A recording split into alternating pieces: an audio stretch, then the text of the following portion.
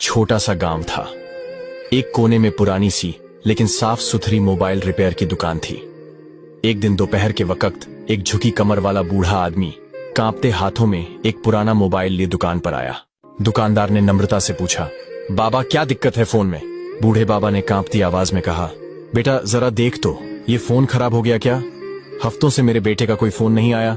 दुकानदार ने मुस्कुराकर मोबाइल हाथ में लिया, चेक किया, स्क्रीन भी ठीक, नेटवर्क भी, स्पीकर भी, सब कुछ सही था। उसने कहा, बाबा आपका फोन बिल्कुल ठीक है, इसमें कोई खराबी नहीं है। बाबा थोड़ी देर चुप रहे, फिर आंखें झुका लीं और धीरे से बोले, तो बेटा क्या मेरा बेटा ही अब ठीक नहीं रहा? एक सन्नाटा छा गया। दुकानदार के हाथ से मोबाइल धीरे धीरे नीचे सरक गया।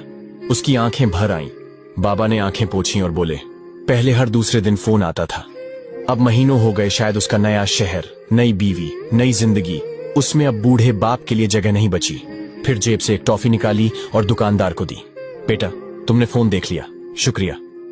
अब मैं चलता हूं, शायद अगली बार ये मोबाइल ही जवाब दे जाए तो मैं मान लूं कि मेरी उम्मीद भी टूट गई। बाबा चलते चलते दूर हो गए, लेकिन उस दुकान में एक खामोशी छोड़ गए जो कई घंटों तक टूटी नहीं। दुकानदार का मन बेचैन हो उठा। वह खुद भी किसी का बेटा था।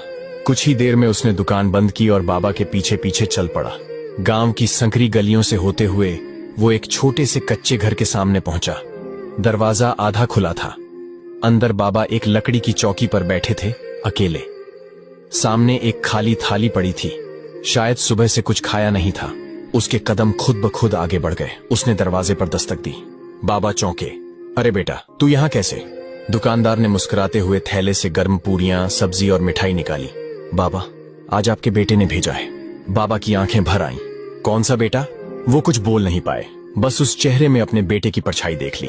खाना खाते वक्त बाबा ने कहा, बेटा बुढ़ापे में कोई ज्यादा नहीं चाहता, बस दो बातों की भूख होती है, एक रोटी की और दूसरी किसी की बातों की।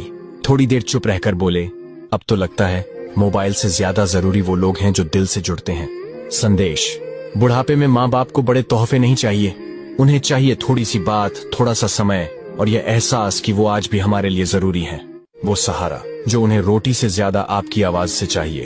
अंतिम बात, अगर आप भी अपने माँ बाप से सच्चा प्यार करते हैं तो हाथ जोड़कर आपसे विनती है, इस कहानी को उस नालायक बेटे तक जरूर पहुंचाइए जो अपने माँ बाप को छोड़ चुके हैं या उन्हें बोझ समझते हैं। शायद ये कहानी उसे इंसान बना दे।